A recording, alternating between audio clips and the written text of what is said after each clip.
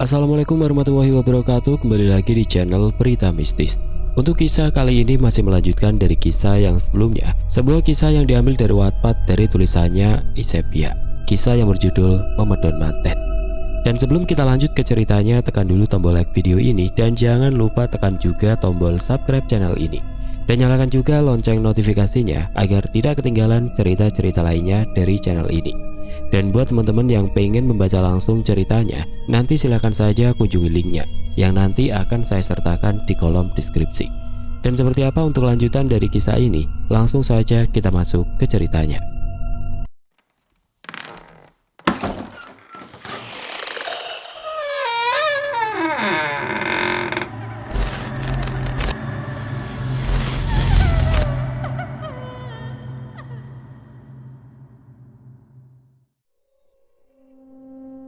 Gerimis belum menandakan tanda-tanda akan berhenti.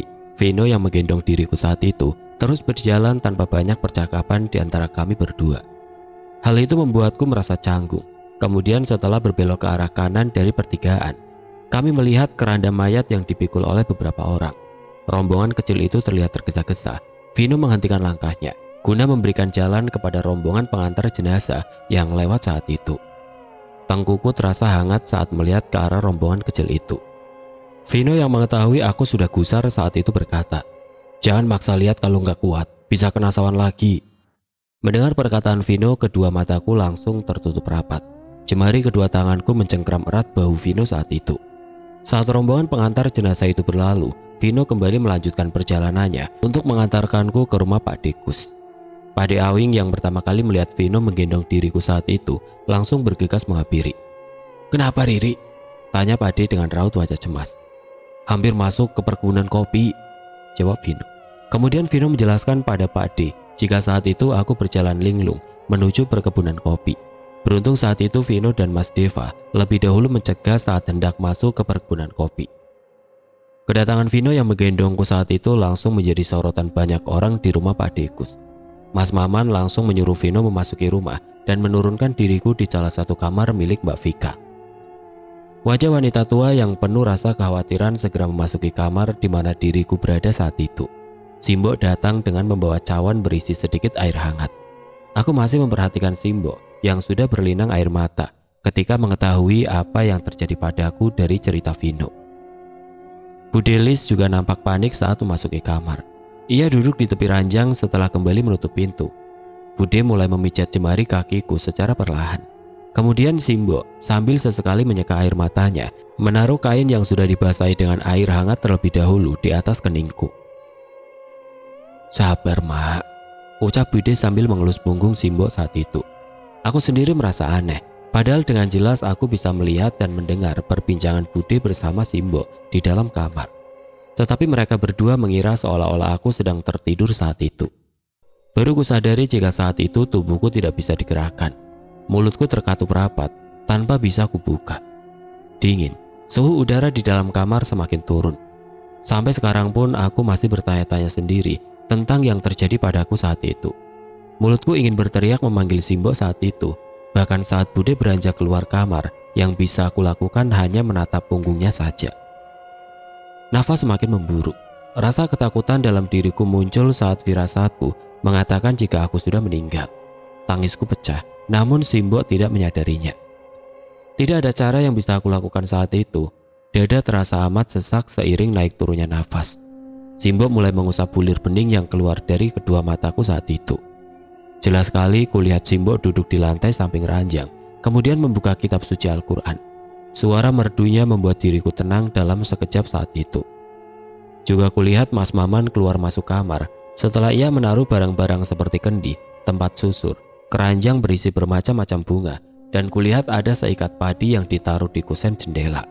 Saat itu aku tidak mengerti apa yang akan mereka lakukan dengan membawa masuk benda-benda aneh yang tidak aku kenal tersebut. Beberapa saat kemudian Pak Dekus memasuki kamar sambil membopong Mbak Vika. Setelah itu Pak Dekus menaruh Mbak Vika yang tidak bergerak di sisi kananku dengan posisi yang sejajar. Sempat aku berpikir jika saat itu Mbak Vika mengalami hal yang sama dengan yang sedang kualami. Setelah itu Pak De Awing datang.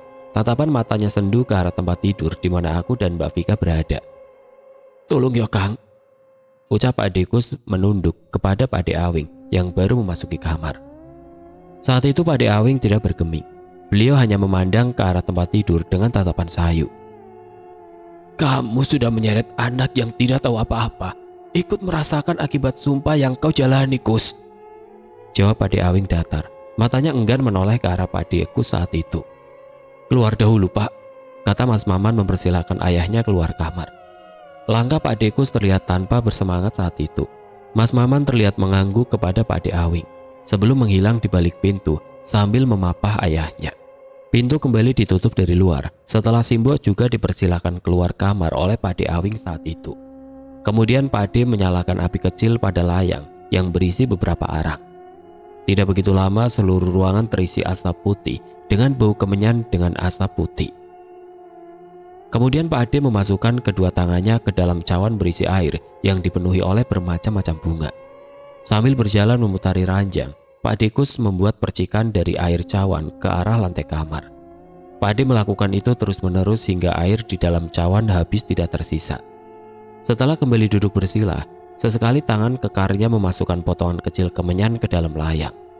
Di lantai, tepatnya di depan Pak Ade saat itu, terdapat tampah dengan bermacam-macam barang yang asing karena aku tidak pernah melihatnya. Dengan mulut terus berkomat-kamit, Pak Ade menyalakan sebatang dupa. Setelah dupa tersebut terlihat mengeluarkan asap samar, Pak Ade menaruhnya ke sudut ranjang. Di sudut-sudut ranjang lainnya yang diletakkan dupa persis seperti yang Pak Ade lakukan tadi di awal. Dalam posisi sadar itu, tiba-tiba mataku disilaukan oleh cahaya putih yang sangat terang dan semua terasa pudar saat itu. Badanku terasa ringan, bagai kapas. Di saat itu aku sudah yakin jika sudah mati. Di antara keputusasaan dan hanya bisa pasrah menerima takdir kematian di umur yang masih sangat muda tersebut, aku sempat berpikir, apa mati itu rasanya seperti ini? Padahal, jujur saja yang aku alami saat ini benar-benar membuat takut setengah mati. Entah bagaimana ceritanya karena aku sendiri pun tidak tahu saat membuka mata sudah berada di suatu lembah. Di depanku terdapat tanah yang menurun tajam ke bawah, sedangkan di kanan kiri hanya terlihat hamparan pepohonan kopi. Dengan suasana yang amat lembab serta matahari yang hampir tenggelam, semuanya terasa sunyi dan senyap. Tiada ada suara lain selain nafasku dan dedaunan yang diterpa angin pelan. Saat mencoba untuk bangkit dengan badan terasa lemas di sekujur tubuh, mataku menatap sebuah rumah dari bambu yang terletak di atas bukit. Aku belum mati. Karena saat itu lubang hidung sebelah kanan mengeluarkan darah.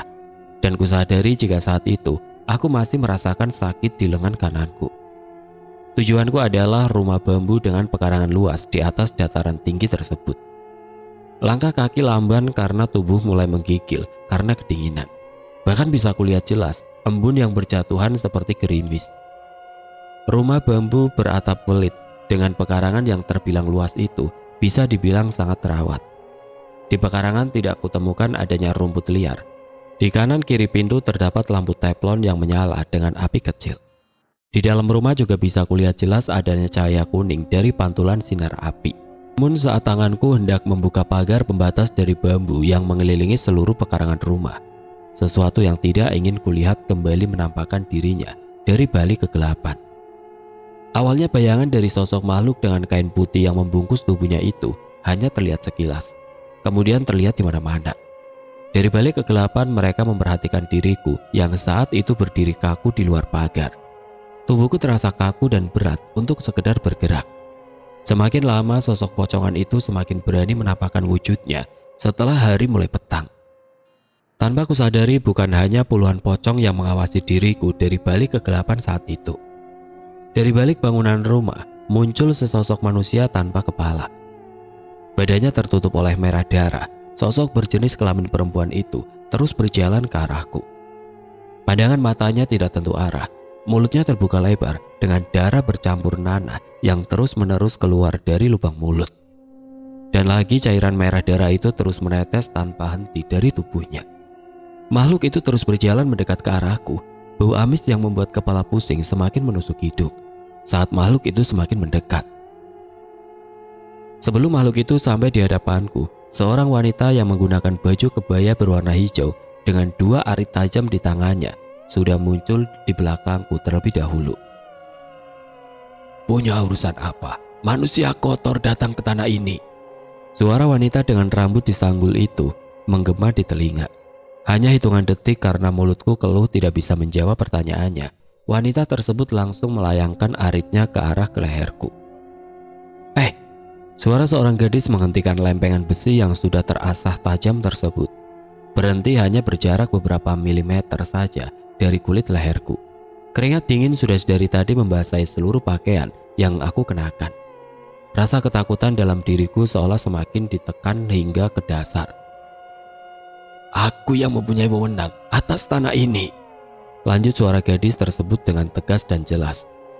Wanita yang tadinya hendak memenggal leherku dengan sebilah arit langsung menundukkan kepalanya pada gadis yang berkata tadi. Masuk dulu.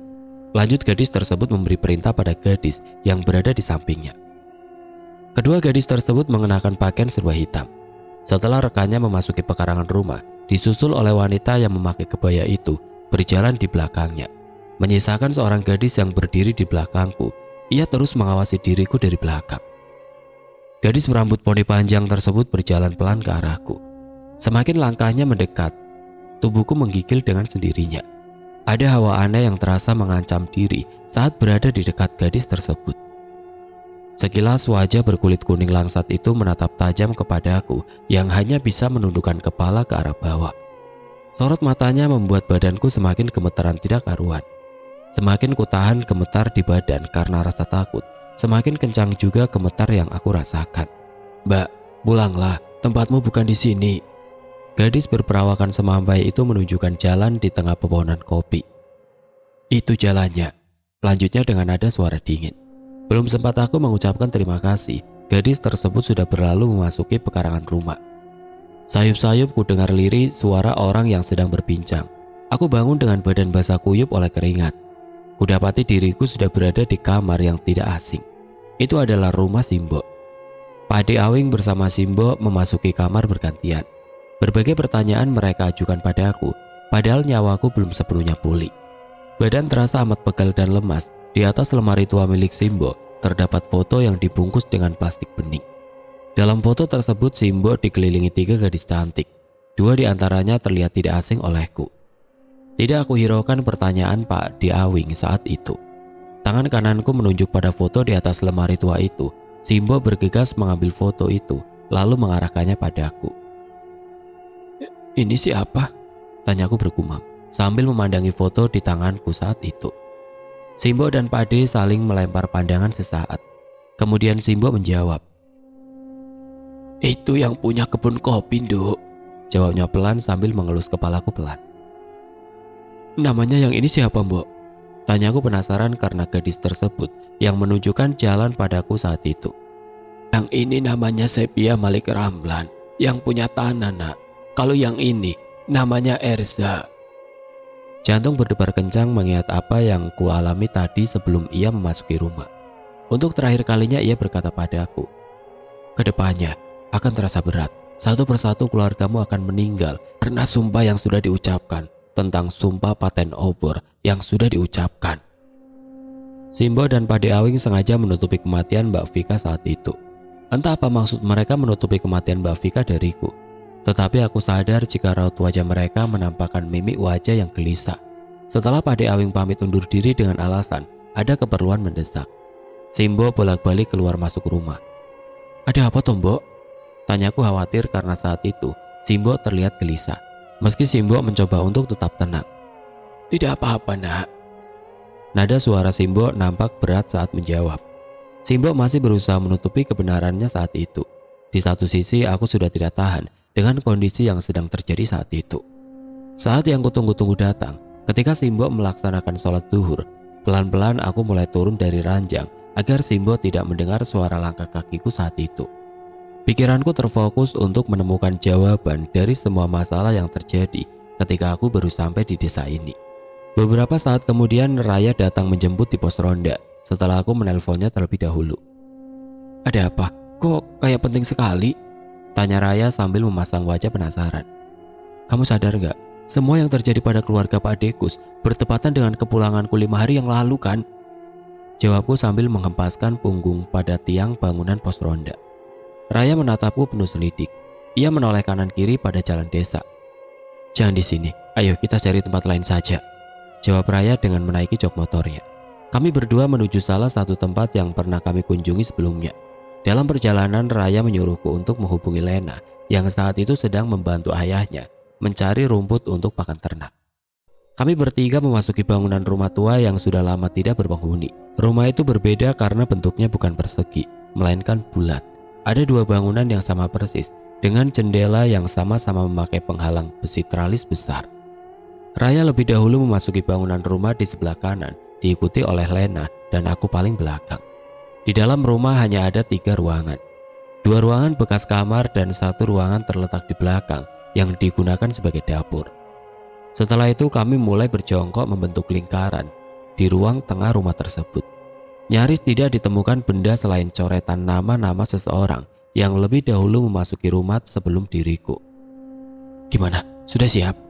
tanya Raya sambil memandang ke arahku diikuti Lena yang berada di samping kami berdua.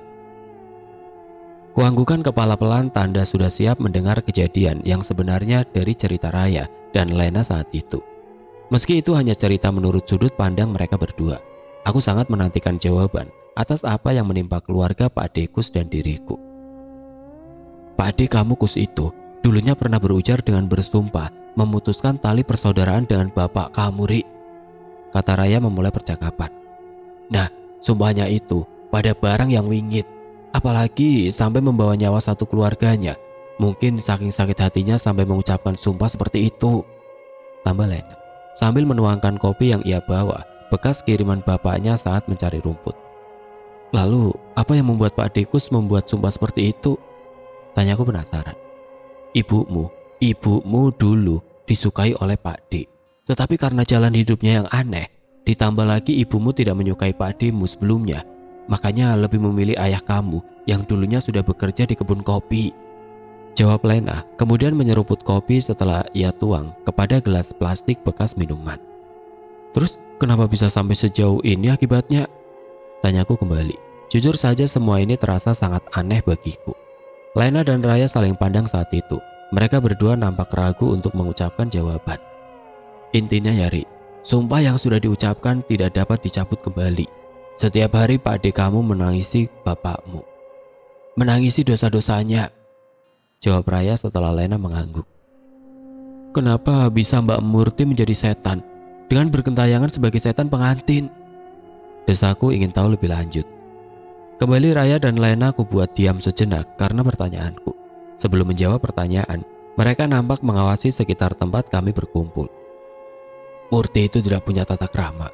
Aku tidak bisa menjawab. Yang tahu hanya Mas Maman," jawab Raya, kemudian mengelus pelan tengkuku. "Satu lagi, bagaimana keadaan Mbak Vika sekarang?" tanyaku serius untuk terakhir kalinya. "Loh, kamu tidak tahu?" kata Lena balik bertanya. "Kalau aku tahu kenapa tanya pada kalian? Yang aku ingat malam itu, Pak Ade Kus membawa Mbak Vika memasuki kamar, kemudian menidurkannya di sebelahku dengan posisi sejajar," jawabku sambil menatap mata kedua temanku saat itu. "Yang bener, Ri, kamu gak tahu?" tanya Raya meyakinkan. Setelah ku jawab jika memang benar setelah itu aku tidak tahu apa yang terjadi, mereka berdua nampak terkejut. Kemudian Raya berkata, "Setahu aku, keluargamu sudah melakukan ritual gotong mayit yang diambil Vika," tambah Lena, membuat rasa penasaranku semakin membesar. "Maksudnya?" "Vika sudah meninggal menyusul Murti," jawab Lena membuang muka. Jantung seolah berhenti berdetak saat aku tahu jika setelah ritual aneh yang ditunjukkan untukku dan Mbak Vika, ternyata adalah ritual untuk memastikan siapa di antara dua manusia yang akan diambil oleh bangsa jin dengan mengorbankan nyawanya. Tiba-tiba dari rumah sebelah terdengar bunyi suara kaca pecah. Kami bertiga bergegas menuju ke rumah tempat sumber suara tersebut untuk memastikan apa yang terjadi. Namun saat kami bertiga sampai di rumah bekas peninggalan Belanda itu, tidak kami temukan apapun. Semua nampak seperti saat kami baru saja datang. Karena di kedua rumah itu sama sekali tidak ditemukan adanya kaca, hanya bangunan kokoh berbentuk bulat, berwarna tembok putih tulang, dengan tralis besi yang sudah berkarat. "Ayo pulang saja," kata Raya saat itu. "Tunggu," kataku menghentikan langkah Raya dan Lena yang hendak menuju motor di depan bangunan. Aku ingin tahu lebih dalam lagi tentang semua yang terjadi, lanjutku setelah mereka memandang bersamaan kepadaku. Nanti malam jam 11 aku tunggu di pos ronda. Aku antar kamu ke rumah Pak Demu, biar kamu tahu apa yang sebenarnya terjadi, kata Lena sambil menarik tanganku. Tapi resikonya besar, Ri. Kamu sanggup menanggung nantinya? Sahut Raya saat itu. Apapun, yang penting bisa tahu yang sebenarnya, jawabku serius pada Raya saat itu. Tepat pukul 11 malam setelah sengaja menahan rasa kantuk karena malam semakin larut, langkah kakiku mulai mengendap keluar kamar, kemudian menuju ruang depan. Di luar, tepatnya di seberang jalan depan rumah, Lena dan Raya sedang memainkan cahaya senternya, membuat tanda agar aku segera keluar. Di balik tembok ruang depan aku menyembunyikan diri saat Simbok mulai melangkah menuju keluar rumah melalui pintu dapur untuk mengambil wudhu. Dengan berbekal senter dari gawai dan jaket tebal yang kubawa dari rumah, perlahan kubuka jendela ruang depan untukku keluar. Karena jika keluar melalui pintu rumah, Simbok akan mengetahui dengan adanya bunyi yang keluar dari gesekan pintu dan lantai rumah. Setelah berhasil keluar rumah, aku sengaja memilih lewat samping agar bayanganku tidak terpantul ke dalam rumah akibat cahaya lampu penerangan jalan yang terletak di depan halaman jalan masuk rumah. Ayo, kataku setelah kami bertiga berkumpul sambil berjongkok di balik pagar tanaman ribang. Raya mencegah langkahku dengan menahan lengan kiri. Jangan lewat jalan biasanya, memutar saja biar tidak ketahuan penduduk, kata Raya. Kemudian ia menyuruh aku dan Lena untuk mengikutinya dari belakang. Jalan yang kami lalui agak sulit. Di samping jalannya hanya muat untuk perorangan saja, kami juga diharuskan untuk menyibak rumput tebun yang tumbuh subur di sisi jalan. Beruntungnya sinar rembulan malam itu menyinari perjalanan kami, sehingga membuat baterai senter kami sedikit bertahan lama. Di kejauhan nampak lampu-lampu penerang desa berpijar dengan terang. Benar saja, kata Raya, banyak orang yang sedang beronda malam di situ. Benar saja dugaan Lena, malam itu rumah Pak Dekus nampak singup, alias seram. Cahaya lampunya juga padam, menyisakan lampu ruang tengah yang terlihat dengan warna sinar kekuningan. Kami mulai berjalan mengendap-endap ke arah pagar tembok halaman rumah Pak Dekus, nyaris tanpa penghuni, padahal rumah tersebut masih terbilang baru, ditinggal oleh dua penghuninya. Ketika kami bertiga hendak melangkah lebih dekat, tangan Lena menahan jaketku dan Raya secara bersamaan. Setelah kami berbalik dan menatap Lena yang saat itu berada paling belakang, Lena memberi isyarat dengan memainkan kedua matanya ke satu arah di ujung belakang rumah Pak Dekus. Apa? Tanya Raya heran dan merasa risih karena Lena memegang kerah jaketnya. Murti ada di belakang rumah Lekus, kata Lena dengan badan sedikit gemeteran. Setelah mendengar jawaban Lena, kami berdua mengarahkan pandangan ke bagian belakang rumah Pak Dekus, tepatnya di bagian luar tembok dapur. Hening, tidak ada apapun di sana, hanya beberapa pohon pisang yang daunnya bergoyang-goyang karena diterpa angin pelan. Sialan, kamu kalau bercanda jangan kelewatan, sungut Raya sambil menepis tangan Lena dari jaketnya. Namun tidak lama kemudian terdengar nyanyian seperti waktu itu. Suara nyanyian di tengah kesunyian malam yang membuat bulu kuduk kami bertiga berdiri secara bersamaan karena mendengar suara nyanyian. Kami bertiga kenal betul siapa pemilik suara yang sedang menendangkan tembang Jawa tersebut. Suara Murti yang terdengar pilu hingga membuat kami bertiga seakan larut dalam kesedihan yang ia rasakan. Sialan, baru juga dibicarakan sudah muncul beneran, umpat Raya sambil berjongkok menghadap ke salah satu kamar paling ujung depan. Di sana, di dalam kamar dengan jelas mata sehat kami bertiga melihat bayangan seorang perempuan yang mengenakan baju manten Jawa dengan warna hitam bercorak emas yang melingkar dari kerah sampai ujung bawah. Sosok Murti yang menampakkan wujudnya dengan memakai baju kemanten Jawa nampak sedang bersolek di depan kaca rias di kamarnya. Yang lebih membuat jantung dan badan kami gemetaran tidak karuan adalah saat Murti berjalan pelan ke arah jendela kamarnya, kemudian dia membuka jendela dan menatap rembulan yang bersinar terang di langit malam, sambil menyanyikan tembang Jawa yang mengisyaratkan rasa rindunya pada sang kekasih. Di luar pagar kami masih terus memperhatikannya, dan pundaku terasa sakit oleh cengkeraman tangan Lena saat itu. Dengan badan gemetaran, Lena mencengkeram bahu sisi kananku dengan badan. Dan aku mulai tersadar jika di belakangnya sudah berdiri sosok Murti dengan posisi kepalanya teleng ke arah samping, menatap kami bertiga dengan kedua matanya yang berwarna pudar. Nafasku mulai tersegal saat itu juga. Hanya aku dan Lena yang mengetahui jika Murti sudah berpindah di belakang kami dalam sekejap. Padahal tadi kami masih memperhatikan dirinya yang melantunkan tembang Jawa dari dalam kamar sambil memandang rembulan. Badan terasa berat untuk bergerak dari tempat saat itu. Sedangkan Raya masih penasaran pada sosok hantu pengantin Murti yang tiba-tiba menghilang dari pandangan. Raya masih memperhatikan sekeliling rumah Pak Dekus yang berada di depan kami. Sedangkan aku dan Lena yang lebih dahulu mengetahui Murti di belakang kami merasakan badan mulai lemas. Sendi-sendi di seluruh badan terasa tanpa daya untuk menahan bobot badan. Bau amis darah bercampur bunga melati tercium di sekeliling kami saat itu. Untuk pertama kalinya aku lihat Murti mulai menari pelan bak seorang sinden. Lekukan tubuh saat Murti mulai menari sangat luas, dengan sorot mata berwarna pudar yang kami rasakan sangat mengancam. "Loh, kok sudah di belakang?" ucap Raya setelah ia sadar jika Murti sudah menari gemulai di belakang kami saat itu. Dan suara teriakan Raya yang terlebih dahulu berlari membuat aku dan Lena ikut berlari di belakangnya. Entah kemana lari kami di malam buta itu. Saat sadar kami bertiga sudah berada di tengah-tengah pemakaman dengan banyaknya pohon kamboja yang tumbuh di dalam pemakaman. "Ini kuburan?" tanya Raya ragu ketika kami sadar sudah berada di tengah-tengah makam. "Ya tidak tahu, orang kita mengikuti kamu kok," jawab Lena mencibir. Kami bertiga saling berdekatan karena rasa takut saat sadar sudah berada di tengah makam. Brak! Tanah yang sama kami injak saat itu ambruk ke bawah. Kami sama-sama sadar jika sudah terjatuh ke dalam salah satu lubang kuburan. Dengan segera kunyalakan senter milik Lena yang sejak tadi kupegang. Lena dan Raya langsung memeluk tubuh bagian belakangku. Mereka berjingkrak karena rasa ketakutan yang teramat sangat. Saat cahaya senter kunyalakan dalam lubang kedalaman 2 meter tersebut, lalu kuarahkan ke arah bawah. Kaki terasa lemas, entah apa yang harus kami perbuat saat itu. Sosok tubuh tertutup oleh kain kafan lusuh, tergolek kaku dengan seluruh bagian wajahnya dipenuhi belatung hijau. Teriakan kami bertiga yang meminta pertolongan seolah lenyap ditelan kesunyian. Tidak ada seorang pun yang datang menolong kami yang berada di lubang kuburan saat itu. Dalam keputusasaan itu, Raya dan Lena mengangkat pinggulku untuk naik terlebih dahulu. Setelah berhasil naik, kuulurkan tangan ke arah lubang untuk membantu kedua temanku keluar dari dalam lubang tersebut. Kami bertiga silih berganti saling memuntahkan isi dalam perut masing-masing.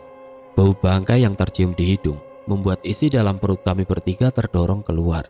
Malam itu adalah malam paling gila yang pernah kualami. Malam kian sunyi dan terasa mencekam. Kami bertiga berlari kecil menuju rumah Simbo. Jam digital yang melingkar di tangan kananku sudah menunjukkan pukul 1 dini hari. Semakin jauh kami berlari, suara tangisan yang terdengar di kejauhan masih terdengar jelas. Suara tangisan itu seakan mengikuti kemanapun langkah kaki pergi. Keluar dari area pemakaman terdapat jalan lurus seukuran 1 mobil. Kemudian terdapat pertigaan jalan desa yang kira-kira berjarak 50 meter dari area kuburan desa. Sebuah pemandangan yang membuat nyali kami bertiga semakin menciut, serta hilangnya sisa tenaga kami secara bersamaan saat Raya yang berjalan paling depan menghentikan langkahnya. Sebelum berbelok ke kiri pada pertigaan jalan desa, suara lonceng yang terdengar jelas di kejauhan dengan ritme yang pelan beraturan membuat darah dalam diriku berdesir naik sampai ke ubun-ubun. Juga bersamaan dengan berdirinya semua bulu halus di seluruh tubuh. Kami terdiam dengan mata yang sama-sama mengarah pada ujung jalan sebelah kiri, jalan yang akan kami lewati. Karena hanya jalan tersebut satu-satunya jalan utama menuju ke arah desa. Cahaya kuning redup dari lentera nampak melayang pelan ke arah kami. Malam yang sunyi dengan suasana penuh keheningan itu semakin terasa mencekam dengan terlihatnya cahaya kuning dari lentera. Semakin lama cahaya lentera tersebut semakin mendekat ke arah kami. Detak jantung yang sudah tidak beraturan serta tarikan nafas yang terasa berat. Entah kejadian apa lagi yang akan kami lihat malam itu. Saat suara lonceng semakin jelas terdengar, juga terdengar suara banyak pasang kaki yang berjalan pelan beriringan ke arah kami. Suasana malam itu sangat gelap. Rembulan di langit malam sudah tertutup oleh awan hitam. Entah sejak kapan, saat cahaya lentera itu semakin terlihat dengan jelas, kami melihat banyak bayangan hitam yang berjalan di belakang lentera tersebut. Dek. Sekilas sebelum Raya memaki Lena karena mengarahkan cahaya senternya pada orang yang memegang lentera di tangan kanannya. Mataku melihat jelas wajah seseorang lelaki berkulit pucat dingin dengan pandangan kosong berjalan pelan paling depan sambil memegangi lentera. Goblok, kamu bikin mati, maki Raya sambil memukul tangan kanan Lena yang memegang senter. Sadar dengan apa yang sedang terjadi saat itu, Lena segera mematikan cahaya senternya. Suara lonceng yang mengiringi langkah satu rombongan itu masih terdengar sangat jelas. Raya menggenggam tanganku erat. Kami bertiga sama-sama merasakan ketakutan dalam diri masing-masing. Semakin ku coba untuk tetap tenang, gemetar di badan semakin kencang. Tanpa bisa ku cegah, rombongan dengan banyaknya orang yang berjalan beriringan itu kemudian melewati kami bertiga. Saat itu baru ku ketahui jika rombongan tersebut merupakan rombongan arak-arakan manten. Tidak bisa aku ungkapkan bagaimana ketakutan dalam diriku saat itu. Saat kulihat wajah yang sangat familiar berjalan pelan dengan baju pengantin Jawa di belakang orang yang memegang lentera tersebut adalah Mbak Murti. Iring-iringan rombongan pengantar pengantin itu terdiri dari 4 baris. Mirip seperti anak-anak sekolah yang melaksanakan lomba baris berbaris saat Agustus. Di kanan kiri orang yang membawa lentera itu, terdapat 2 orang yang usianya jauh lebih muda. Mereka berdua sama-sama memegang kembang mayang. Kemudian di barisan belakang dan seterusnya terdiri dari pria dan wanita. Dengan pandangan kosong yang mengarah ke depan, mereka terus berjalan pelan melewati kami tanpa menoleh. Seolah-olah kami bertiga tidak berada di sana saat itu. Baru beberapa langkah mereka melewati kami, tubuhku terasa sangat lemas. Hingga aku terjatuh dengan posisi duduk di atas tanah yang tadinya sebagai pijakan kaki sambil memegangi bagian dada yang terasa sempit. Pandangan terasa pudar saat itu. Bayangan-bayangan yang terus-menerus lewat terlihat samar di mataku setelah rombongan pengantin melewati kami. Sesuatu mengusik pikiranku. Beberapa kali mencoba mengingat ulang kejadian saat rombongan pengantin yang baru saja melewati kami.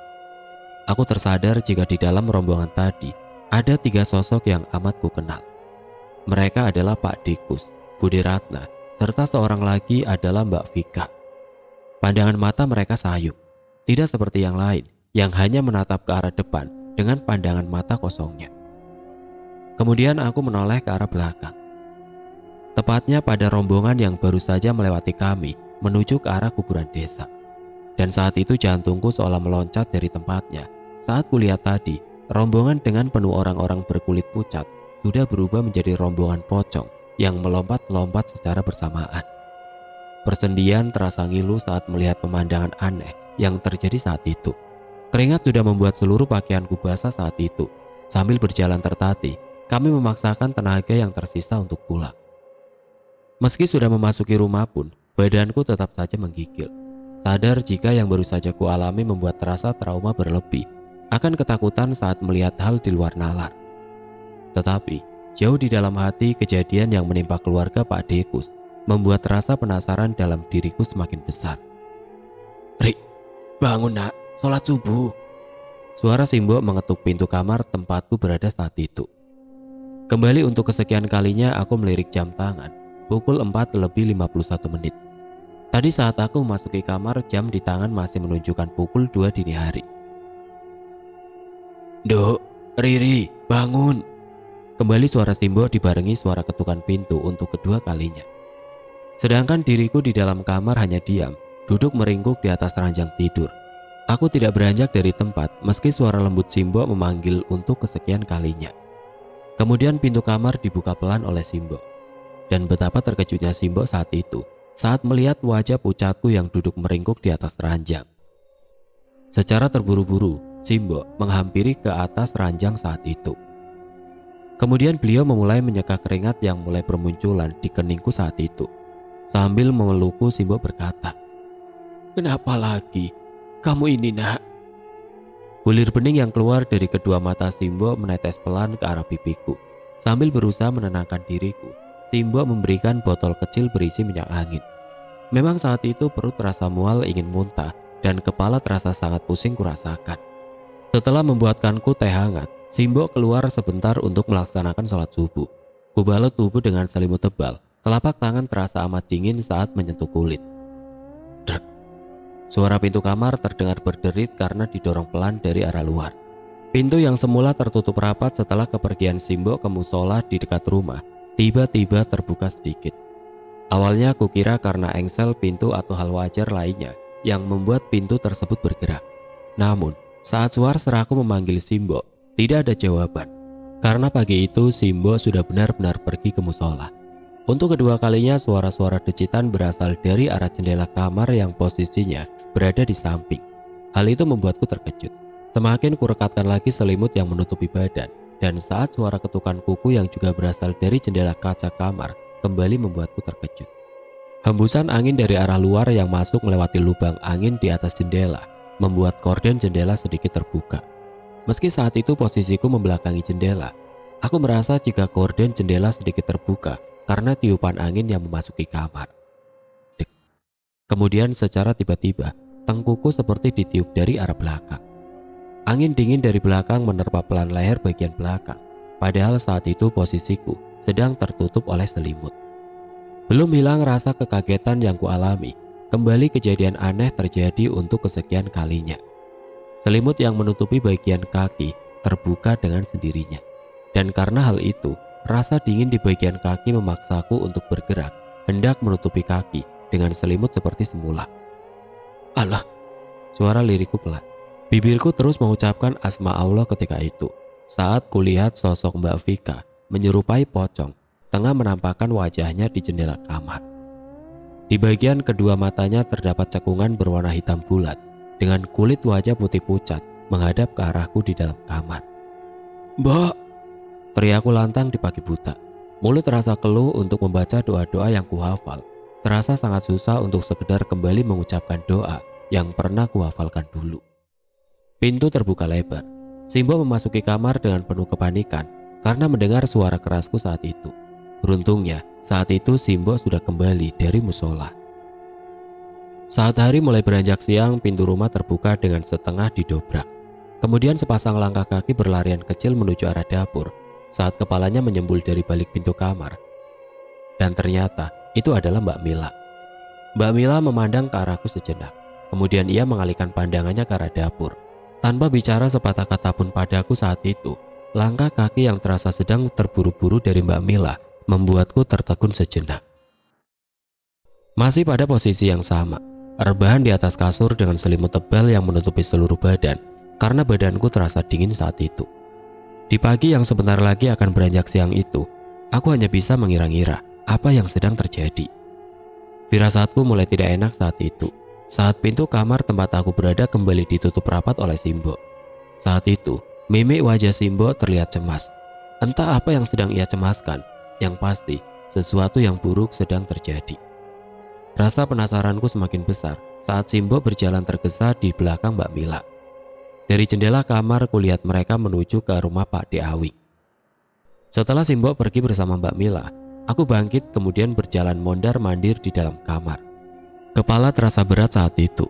Pikiranku mulai berkecamuk dengan yang sedang terjadi sesudah kedatanganku kembali ke desa itu. Rasa bersalah mulai menggelayut di benakku. Seandainya saja saat itu aku tidak datang, pasti kejadian yang dialami oleh keluarga Pak Dekus tidak akan terjadi. Dan seandainya saja aku tahu penyebab semua yang tidak masuk akal itu terjadi, mungkin aku bisa mencegahnya. Dan hanya kata seandainya saja yang terus muncul di dalam pikiranku. Jika aku pulang saat itu, mungkin yang terjadi pada keluarga Pak Dekus bisa mereda dan berhenti setelah kepulanganku dari desa. Kemudian cepat-cepat ku kemasi barang-barang ke dalam tas ransel meski badan terasa lelah. Setelah siap dan akan segera pulang ke rumah kedua orang tuaku, kembali pikiranku kacau. Tidak afdol rasanya jika pulang tidak berpamitan dahulu kepada Simbo dan Pak De. Setelah memantapkan hati, kulajukan motor menuju rumah Pak De Awing. Namun, rumah Pak De Awing sangat sepi setelah aku sampai di sana. Ternyata dugaanku tepat, Simbo dan yang lainnya sedang di rumah Pak Dekus. Oke teman-teman, sampai di sini dulu ceritanya. Nantikan kelanjutan kisah ini di video berikutnya. Agar tidak ketinggalan, klik tombol subscribe channel ini dan nyalakan lonceng notifikasinya. Wassalamualaikum warahmatullahi wabarakatuh.